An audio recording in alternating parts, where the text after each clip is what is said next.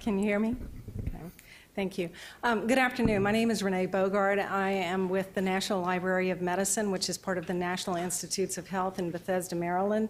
And I'm happy to be here with you today to talk to you about the role of libraries, their outreach and education role in providing ACA information and health information to the public. So first of all, I want to start off with an overview of the National Network of Libraries of Medicine, because each one of you potentially in this room belongs in, isn't part of an organization which is part of the National Network of Libraries of Medicine, or should be part of the National Network. The National Network is an organization which has over 6,400 members, consists of academic health sciences libraries, hospital libraries, academic libraries, community college libraries, lots of different types of libraries, as well as community-based and faith-based organizations which have a mission to provide health information. The mission of the National Network of Libraries of Medicine is to provide access to all health professionals in the U.S. as well as to the public so that they can make informed decisions about their health. So what we really do is provide access through outreach and training, ensuring that everybody in the U.S. has access to quality health information. The mission of the National Network of Libraries of Medicine, and what I'm going to describe today, helps to support the National Library of Medicine's, one of their long-range goals, which is to provide access to trusted information services that promote health literacy and the reduction of health disparities worldwide. The National Network of Libraries of Medicine is administered by 8 regional medical libraries, which you see here on the map. This is under a cooperative agreement with the National Library of Medicine, and I just want to point these out so that you'll know where your regional medical library is located if you're not familiar. The first is the Middle Atlantic region. I guess this is a pointer here. The Middle Atlantic region, these are all, each one of the regional medical libraries is located in an academic health sciences library. So University of Pittsburgh Health Sciences Library hosts the Middle Atlantic region. The Southeastern Atlantic region is part of the University of Maryland Health Sciences and Human Services Library in Baltimore. Greater Midwest region is University of Iowa Health Sciences Library, Iowa City, Iowa. The Mid-Continental region is located at the University of Utah Health Sciences Library in Salt Lake City. The South Central region is located at the University of North Texas Health Sciences Library in Fort Worth. The Pacific Northwest Regional Library is located at the University of Washington Health Sciences Library in Seattle. The Pacific Southwest region is located at the UCLA Biomedical Library in Los Angeles. And finally, we have the 8th region, which is the New England region, located at the University of Massachusetts Health Sciences Library in Worcester. So hopefully you've been able to identify your regional medical library. In addition to administering the Regional Medical Library Program, each one of the regional medical libraries support sharing, curating, and annotating biomedical big data. In addition to the regional medical libraries, we have 5 national offices, and those offices coordinate evaluation, training, information access for state public health departments. The National Network of Libraries of Medicine's website, which is down here at the bottom, the URL, nnlm.gov, and the National Library of Medicine's interlibrary loan and referral system called DocLine. So as part of the outreach mission, each regional medical library develops programs and services to make quality health information available and accessible to health professionals, the public health workforce, and the public within its region. This is accomplished through grants they make to network members, training, and exhibits at health fairs and conferences.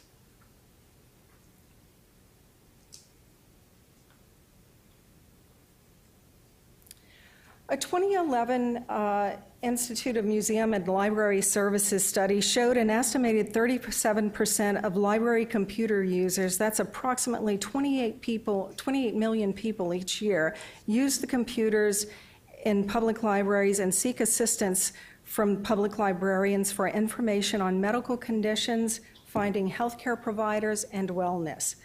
Public libraries are present in almost every community and in general are perceived as trustworthy and helpful. As providers of internet access for people who lack internet connections at home, it was reasonable to anticipate that individuals would turn to public libraries for information on obtaining health insurance at the start of the open enrollment in October 2013.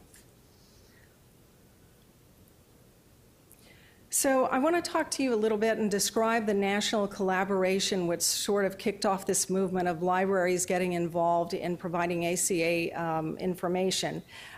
There was a national collaboration between the Centers for Medicare and Medicaid, the Institute of Museum and Library Sciences, OCLC's Web Junction, and the National Network of Libraries of Medicine.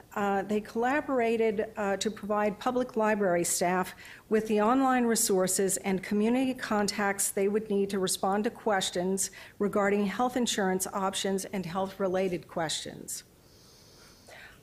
A panel session with representatives from the 4 collaborators presented libraries and health insurance preparing for October 1 at the American Library Association conference in June 2013, and this included a breakout session where they met with librarians to find out exactly what tools, what information they would need in anticipation of receiving questions from the public regarding health insurance enrollment. So a little bit about the individual roles of these partners in the collaboration. The Centers for Medicare and Medicaid Services and the Institute of Museum and Library Services led this collaboration. The CMS developed materials and training for health navigators and enrollment information for the public on healthcare.gov.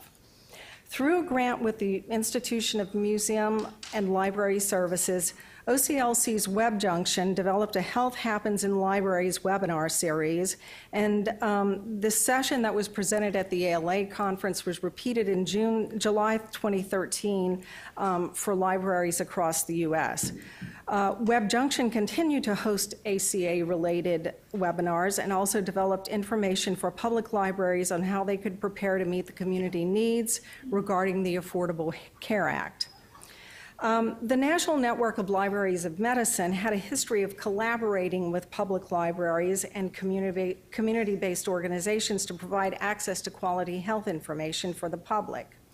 The 8 regional medical libraries, as I showed in the previous map, started off by contacting each one of the state libraries in their region to offer training to public libraries on ACA materials and to work with them to train library staff on locating quality health information that would come in as a result of individuals coming through the library for health information, health insurance information. Some of the resources that they focused on were the National Library of Medicine's Medline Plus and NIH's NIH Senior Health. I just want to say that many of the courses, I haven't stated this explicitly, but many of the courses that are developed by the National Network of Libraries of Medicine and the regional medical library staffs include a component which addresses health literacy. They teach these courses not only to healthcare professionals, but also to public library staff, health sciences library staff, so that they have an understanding of when consumers or when patients come in, what they are actually facing, and their understanding or lack of understanding, so that they can make it a better experience. Each one of the regional medical libraries developed a web page which linked users to ACA information, including state-specific information. Many of the regional medical libraries held webinars for their network members to update them on the latest ACA information available. Anyone could attend, but these webinars were specifically geared toward the public libraries. One region invited certified enrollment counselors and health navigators from each of the states in their region to present on a webinar. This allowed attendees to understand how and where enrollment would be conducted in their state. And we can't forget social media. A lot of this information was put out on the blogs of each of the regional medical libraries, the Facebook accounts, as well as Twitter. So a couple of items to note if you're thinking about, you know, gosh, I wonder if my public library has done this, can I partner with them? Just be cautious that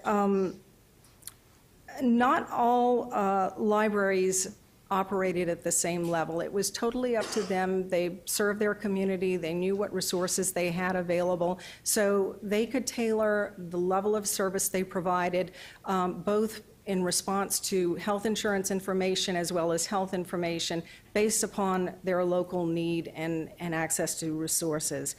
And again, all of these resources that I'm describing today and telling you about, they were geared toward the public libraries, but anyone could register or attend these webinars or have access to the materials.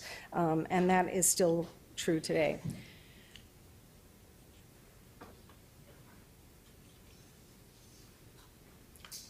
So I think to better help you understand some of the really interesting and collaboratory things that came out of this initiative, I want to give you some idea of some of the actual projects and activities that came out of promoting ACA with the libraries. As I mentioned earlier, network members can apply for funding to do outreach and education in their communities. And some of the network members applied for the funding and included promoting ACA with their public libraries or with communities, working with navigators, that sort of thing. So here's just a cross-section of some of the interesting projects that occurred as a result of funding. The University of Iowa Library in Iowa City held approximately 12 courses to get their public librarians in surrounding counties familiar with what was happening with ACA. The course was entitled Public Library Reference in the Affordable Care Act, Helping Your Patrons Navigate the ACA. The California State Library and the Pacific Southwest Regional Medical Library collaborated on a toolkit for public librarians throughout the state of California entitled Finding Health and Wellness at the Library, a Consumer Health Toolkit for Library Staff. And this is what it looks like. I have a link at the end of my presentation. You can check it out. The East Brunswick, New Jersey Public Library participated in a segment on a local cable television program to promote how the library was supporting the Affordable Care Act, and there were over 8,000 viewers of that particular broadcast. The Middle Atlantic region out of Pittsburgh partnered with Upstate Health Sciences Library in Syracuse to offer a symposium for librarians, the Affordable Care Act, Access to Care, Libraries Making a Difference. The Gallatin County Detention Center in Bozeman, Montana received funding from the Pacific Northwest Regional Medical Library to promote health insurance and enrollment literacy with inmates. And through this grant, they worked with inmates who were in for at least 10 days and provided them with the education they needed once they were released to go out and who they could work with in their communities to obtain health insurance.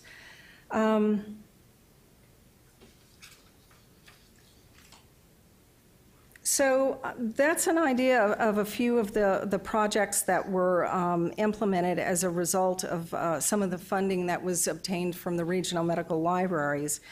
And I also want to mention that some of the public librarians, now this was not across the U.S., but some of the public librarians actually became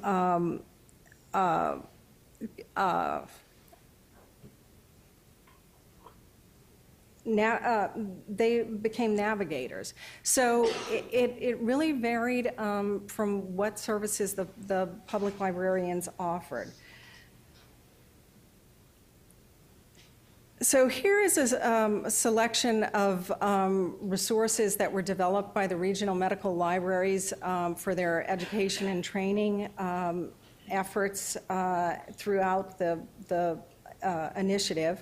In addition, I have the link to the toolkit, which you will find right here, and we also have a copy of an article that describes what the Middle Atlantic region did in contacting their state libraries and their public libraries.